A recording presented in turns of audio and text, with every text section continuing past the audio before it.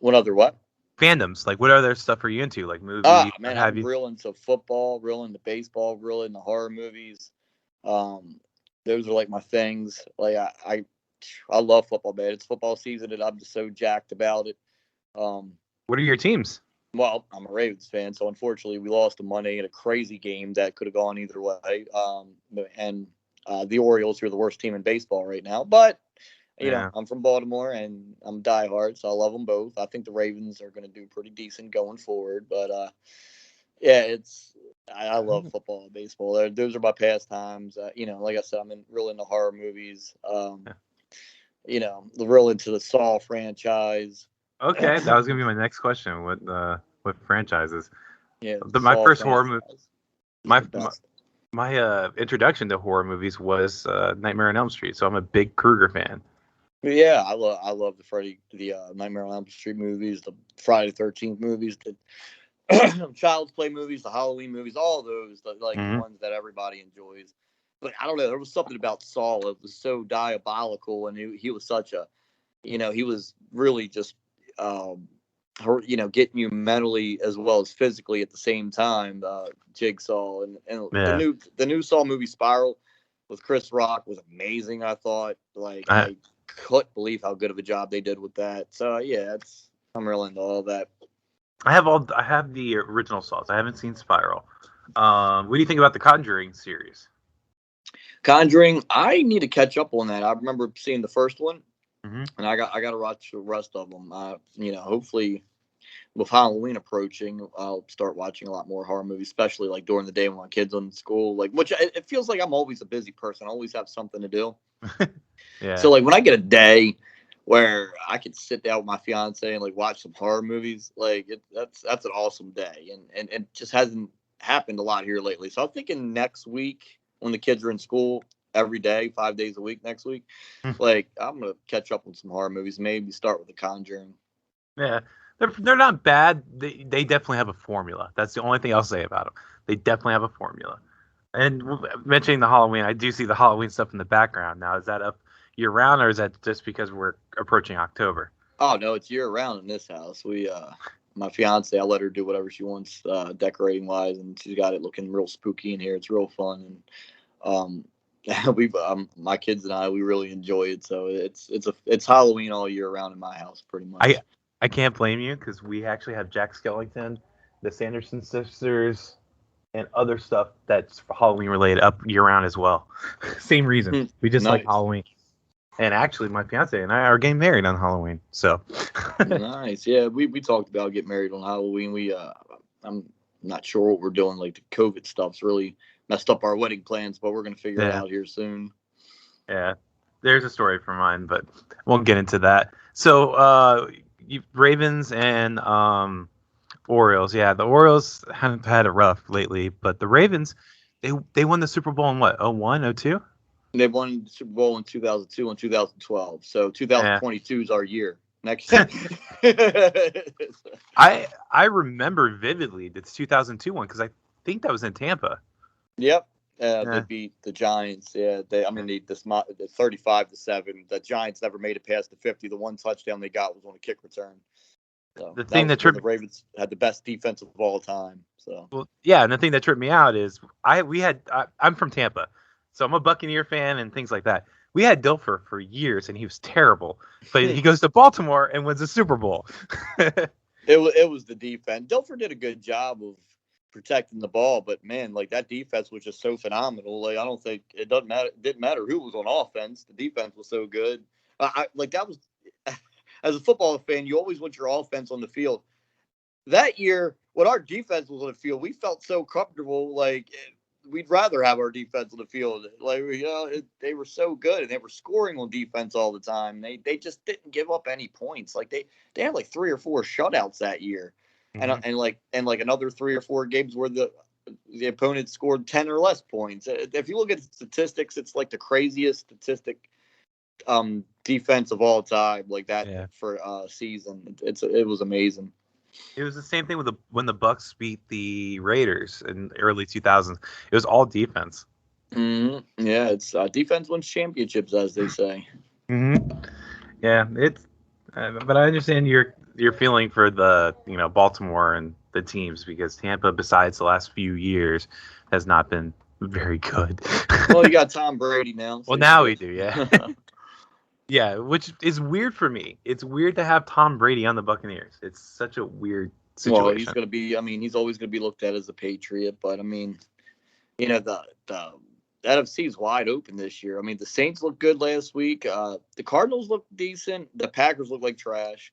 I mean, it's really not a. You don't have really 5 elite teams in the NFC. Or in the AFC, you got the Chiefs and the Ravens and the Steelers and the Browns are good and the Bills are good and the Raiders aren't bad and it's just like so many good teams in the AFC. Like we're, it's tough over there. You probably remember when the Browns were a joke. Mm-hmm. Oh yeah, the Ravens. The Ravens would just beat the Browns every year, like it was nothing. Like with the Browns be on our schedule, I'm like, oh, we're gonna win this game this week. Like it's not like that anymore. The Browns almost beat the Chiefs last week. They're all becoming team with a good quarterback. So I'm not looking forward to playing them this year. It's gonna be it's rough in the AFC, like I just said. So it's not gonna be easy for anyone. No, not at all. Now you say you still watch wrestling overall. Is it you? Now I do watch AEW. Actually, I watch a lot of stuff just because I do the podcast. But do you jump between like AEW, WWE, and all that? Yeah, I watch it all. I have friends on both shows, so I'll watch. And there's stuff that I like and there's stuff I don't like. It's just like anything else, Yeah. I enjoy some of it. I really enjoy the Roman Reigns stuff on SmackDown. I really enjoy the RK Bro stuff on Raw. And on AEW, I really enjoy MJF stuff. So those are for those 3 shows, those are my favorite things. NXT is kind of in a reboot right now. I really liked Rick Steiner's son, and I really enjoy Eli Drake when he does. Yeah. So, I mean, there's guys I like watching on each show, and that's what I focus my attention on is the people that I do enjoy watching. With Rick Steiner's son, I don't like the fact that they didn't let him keep the Steiner last name because it's quite obvious he's a Steiner. Like he looks like Scotty. Like yeah, he looks like his uncle. Yeah, but he, you know what? To me, it doesn't matter. I think the guy is going to be really good. Oh yeah, and it doesn't matter what they're going to call him. He's going to get past it, and he's going to be a star. I think, man. I just saw it right away. I was like, wow, this dude is good. They put him there with Eli Drake. They had a match that made so much sense. It was so good, and I was like, all right, yeah, I'm invested into this guy. Yeah, I wish his name would be Bronson Steiner. But it is what it is. I know why they do it. Like they, because if his real last name is, I think Reckensteiner is the Steiner's real name. Yeah. Yeah, like they can use that elsewhere if he leaves, but if they give him a name that he can't use elsewhere, that's their proper. They get the key. It's a business first. Yeah, people need to understand that. So now I get why they do it. And I remember when I signed, they were like, they didn't realize my middle name was Ellsworth. Like James is my real first name, and my middle name is Ellsworth. And they didn't realize. They're like, wait, your middle name is Ellsworth? I was like, yeah, and they never could own it. That's why I'm allowed to do what I want with it because it's on my birth certificate. So they try to make sure they own the names, and rightfully so. It's their television program that these names are being presented on. Right. But I got around it. So yeah, when I looked at it, when I wanted to bring up a little bit of info on you, and I saw James Ellsworth and then your last name, and I'm like, wait, that's his middle name? Mm-hmm. Ellsworth does not sound like a middle name to me. It does sound like a last name to me. Yeah, it's just such a cool name. I don't know, like no one else. I don't know a lot of people that have the name Ellsworth at all. So I'm actually the third. My dad's junior, and my grandfather was senior, obviously. So I'm actually the third James Ellsworth in my family. Yeah, it's just an odd name. I'm like, oh, okay. I thought that was his last name. Yeah, like when you hear it, you don't forget it. It's really cool. Yeah, no, it stuck. It definitely stuck.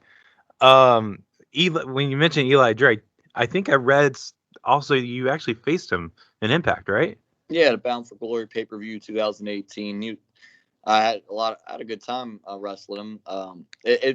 I knew going into that match, like they were like teasing Chris Jericho being his opponent, and I remember telling the Impact management guys, I'm like, this crowd's going to crap on this that I'm walking out here instead of Chris Jericho. And they're like, oh, no, they'll pop for you. I'm like, no, they're going to crap on it because they're expecting Chris Jericho. I was like, you should let me be a heel and go, you wanted Y2J, you got Y2J, Y2 James.